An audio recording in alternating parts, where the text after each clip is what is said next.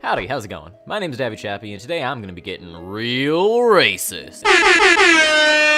No, but seriously, today I'm going to be talking about all the races in the core rulebook of D&D 5e and giving advice on which of the classes you might enjoy with which races. Try to keep in mind, though, that all the races are pretty balanced towards each other, and even if you have a race-class combination that doesn't really synergize that well, it won't actually hinder you too much, so it really just comes down to personal preference. Also, I'm going to avoid talking about Volo's Guide, or the Skag, because this video is directed more towards new players who might not have those books yet, so be sure to keep an eye out for the video on those topics in the future. With that being said, let's begin. First on our list, we have the Dwarf. The average Dwarf is a short Scottish man that don't take no shit from nobody. This little meatball of terror lives for about 3.5 centuries, and their main draw is that they're a little bit beefier than normal, and they're able to shrug off poisons better than others. One minor downside is that they're also slower than others, but it's not as big a deal as you might think. They can also see in the dark, and they're good at chiseling things, only one of which will have any real application in the game. Now, the Dwarf, as well as most other races on this list, has multiple subraces that denote the area around where the Dwarf was raised or the bloodline that it carries. In this case, we've got the Hill Dwarf and the Mountain Dwarf.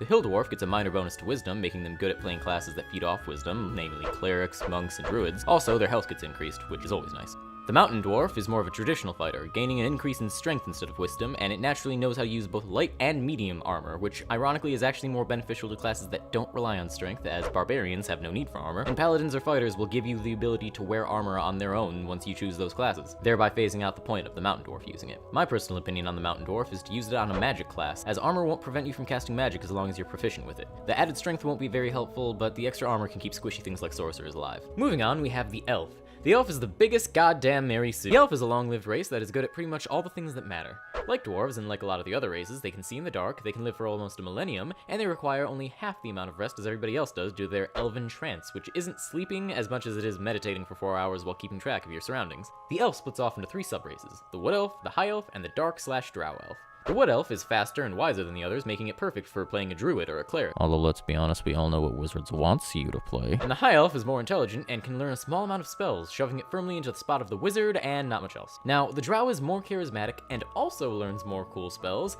but if you were looking to play a Drow, let me stop you right there. The feature Sunlight Sensitivity on the Drow is a major crutch, as it makes the Drow far more likely to miss when either it or the thing it's targeting is in direct sunlight, and I don't think I need to tell you how often you'll find direct sunlight in D&D. Still, if you want to play the Drow, more power to you. Praise Lolth.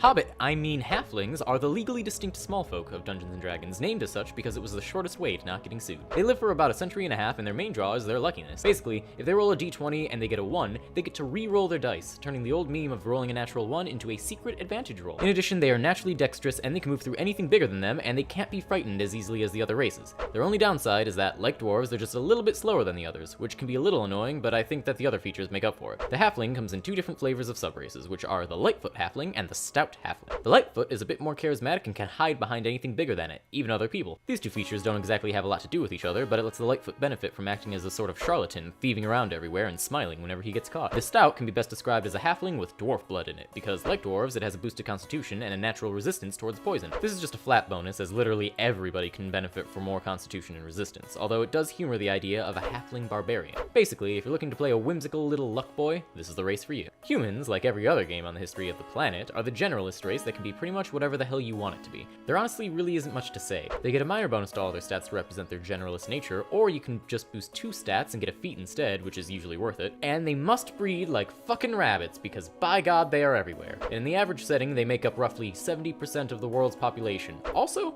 according to the books, they like sprinkling their speech with words borrowed from other languages, making them the official weeb species of the world. Yeah, humans can be and do anything, so if you don't really know what to play, play human.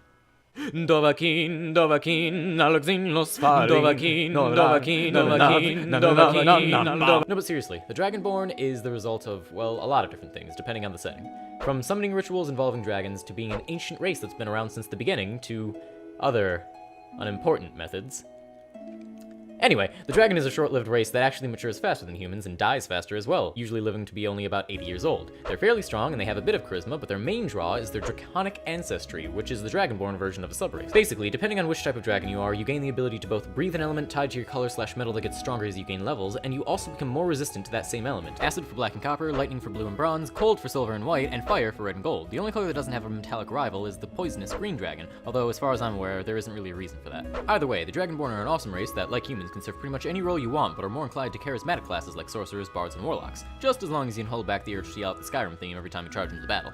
Gnomes are probably the strangest little race by human standards. They're small and slow like halflings, but on the flip side, like elves, they can also see in the dark and live for a really long time, as in anywhere from 300 to 500 years. They're also more intelligent, which is helpful for them since one of their subclasses is a tinker. Well, technically it's called the rock gnome and it has some really unique abilities. In addition to being tougher than the other gnomes through a buff to constitution, the rock gnome understands the intricacies of how technology works, and it can create small machines that do mundane tasks such as making fire, playing music, or just being a little clockwork toy. The forest gnome takes after the elf by having more dexterity, being able to communicate with animals, and performing minor acts of illusionary magics. Gnomes are weird in that their abilities for both subraces don't benefit any specific classes, making them pretty good all-rounders, but due to their intelligence buff, all gnomes will find comfort in playing anything that benefits from intelligence, like the wizard.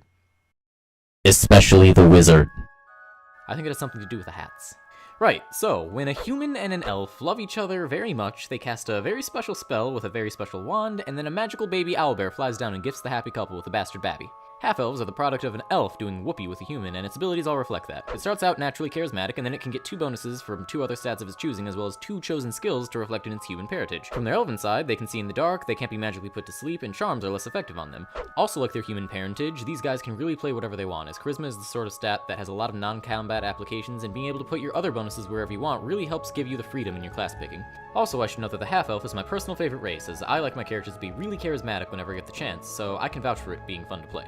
But enough on weird elf sex, let's talk about some weird orc sex. Half-orcs are made in the exact way that you would think that half-orcs are made, and now I refuse to continue this conversation any longer. Half-orcs live the shortest lives out of anybody, maturing at 14 and rarely passing 3/4 of a century. However, this problem is somewhat balanced by the sheer dent they can make in the world during their short time on it. As you might expect, they're stronger and have a better constitution than others, and they're naturally intimidating, and their crits are extra critical. In addition, they can see in the dark, and somewhat ironically, have relentless endurance, meaning that they can keep fighting even after taking a blow that would normally knock them out. I don't think I even need to clarify what class the half-orc was meant to play. Everything absolutely screams barbarian, and given that half-orcs are so insane on the battlefield, fighters will like them too.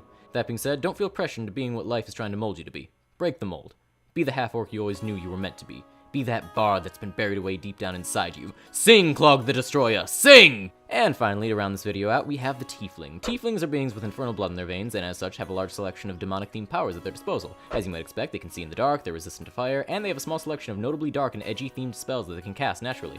This can make them adept spellcasters, especially when you take into account the increased charisma and intelligence, basically making them good at any magical class that isn't a nature boy. In addition, it is a Tiefling tradition to have a surname that isn't their parents' name, but rather an emotion that is most dominant to them, such as glory, weary, random, or despair. But they can also have names for more practical concepts, such as music, poetry, XX Black Handle 13 XX, or the Hedgehog. And that about covers it. There's not much else to say out of, like I said before, there isn't any race out of the core 9 that are bad to choose, you just have to make sure that the race and class complement each other, and that you personally don't mind spending a lot of quality time with said combination. As always, leave a like if you enjoyed the video, and maybe subscribe if you want to be a really cool dude. But yeah, Davvy out.